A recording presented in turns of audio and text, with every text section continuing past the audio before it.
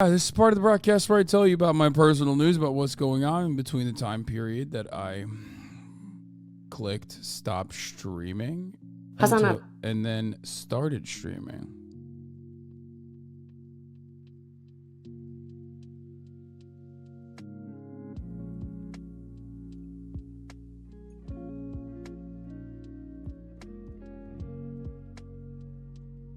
And let me tell you, after I got done on Friday, early, I lied one more time about gaming and didn't actually deliver for you for good reason because I was actually late to my flight.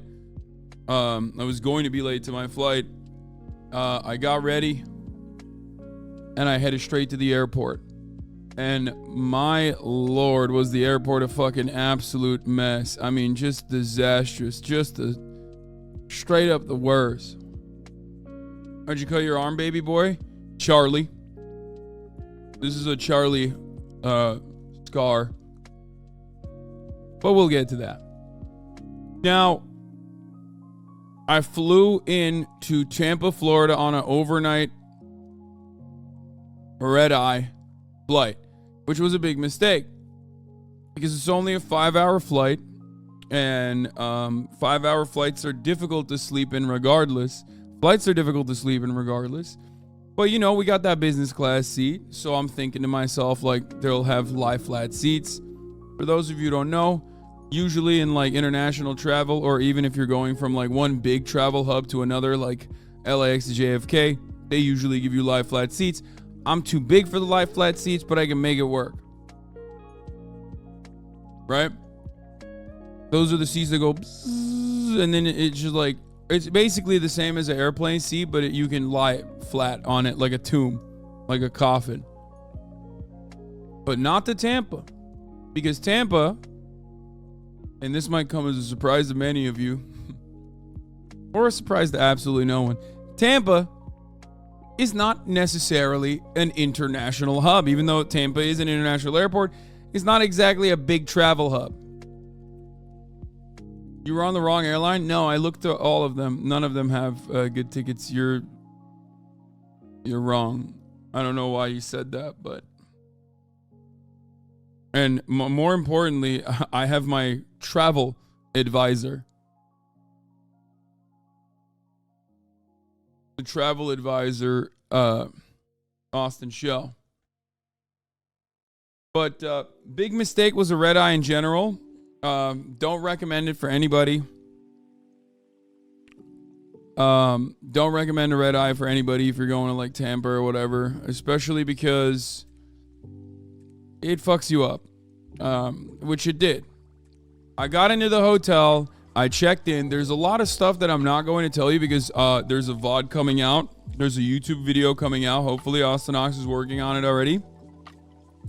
I filmed everything. I filmed my entire experience this weekend, and I think you guys are going to really, really like it. I know, because like even this random Sunday where I chose to just fucking So I decided take my phone out and film myself, this already has 200,000 views, which I'm very excited by. I mean, look at this. It's got 200,000 views in 2 days, and that's just like a regular day in the life. You know what I mean? I don't know. Am I going to wear it anyway? Yes, I'm going to wear it. So that's just my regular vlog, but a day in the life that I did. What I do when I'm not streaming? But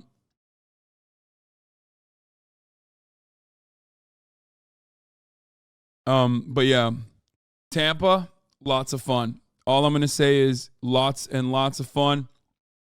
It was wonderful seeing everybody there. I'll probably give you like an update, a cover, give you some broad coverage on what happened overall. This Moist talked about it on his stream. Yeah, we balled on Sunday, dude. It was so much fun. I want to just say, right off the jump, did you go to a strip club? No, I did not.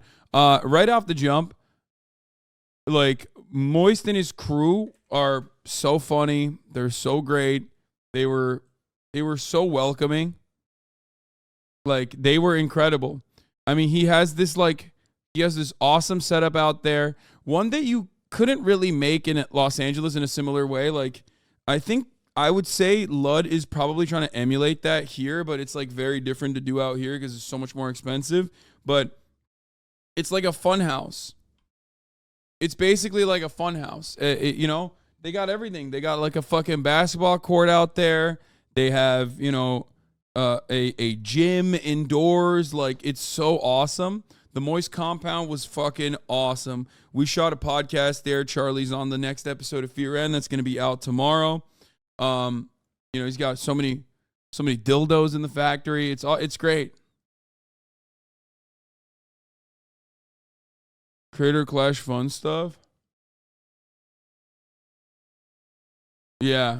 I met Olayemi and I met Lolo Overruled. They were there.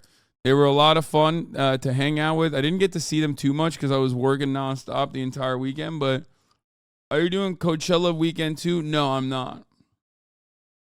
Anyway, what is this? This is Charlie? The MVP of our basketball games today. I mean, it's fucking painful to say, but Hasan dropped the most points.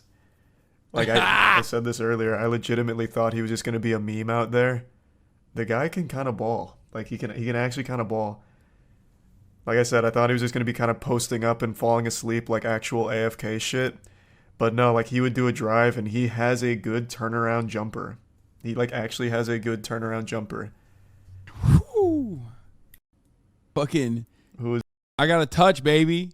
I got the touch. You know what I mean? This sounds like the Moist TTS voice. Yeah.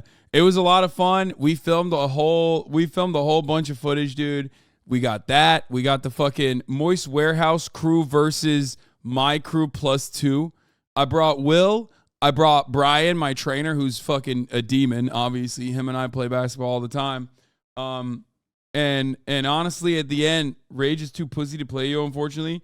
Bro, I see that. Like, I actually see that. I see that and I believe that. It's kind of sad to see. Sorry, I had the fucking door. I had to talk to the person on the door. Rage has a legit knee injury, I think. That's why he can't ball too hard. I don't know. He was talking about it. Okay. I mean, that's fine. Does Rage have beef with you? I have beef with him. Bro, why were you roasting your trainer on Insta? No, I was roasting him because he's really good, but he wasn't as good as he normally is when we were playing. But he was still fucking devastating. He was lethal.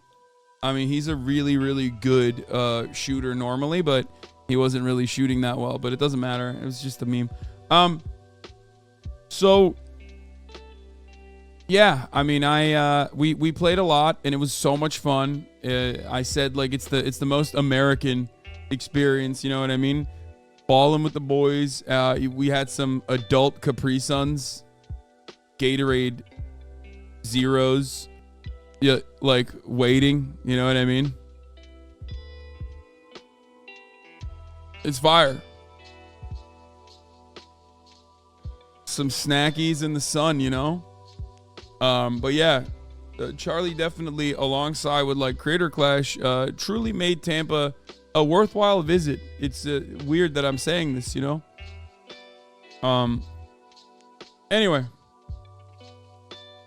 But yeah, the first day, I slept for the first half of the day and then, you know, sweatily tried to fucking find everybody. There was a Taylor Swift concert happening right next to my... There was a Taylor Swift concert happening right next to my hotel, and it absolutely destroyed my travel plans of like going to the original hotel that everyone was like leaving out of. It was crazy. I had no idea how many fucking Hasanabi heads were in Tampa at the Taylor Swift concert. I'm not even kidding. Like, dude, I was walking down the street. It's like super humid. I'm trying to find an Uber, but because the concert hall is like right next to my hotel, it's basically automatically locking me into like one of the pre-designated concert hall pickup points. And I can't like pull it out, right? Because it's so close to the fucking concert hall. It's the worst possible thing. that could have ever happened. So now I'm out in the street by myself, literally running, sweating like a motherfucker. And there's like, I'm not even kidding, I think 60 people tried to stop me. And multiple people were in cars. I'm just like, I'm literally running. I'm like trying to get to my Uber because I'm late to the fucking fight. And people are just like, yo, Hasan, oh my God. And it's like, there's like cars stopping in the middle of the street honking at me. Like almost like pylons almost happening. Accidents almost happening. I was like literally running at that point. I was like running to get to this Uber pickup destination. And I did, and it was fine. And it was great. You know, and then I finally made it to the fight. The fight was incredible. I cried a little bit. Okay, I'll fucking admit it. I don't give a shit. I'm man enough to say it out loud. I cried when Myth won. You know, when Myth won by TKO. I cried a little bit. Okay, just a little bit. Not a lot, but it was very manly. It was a very manly cry. Fuck you. Okay.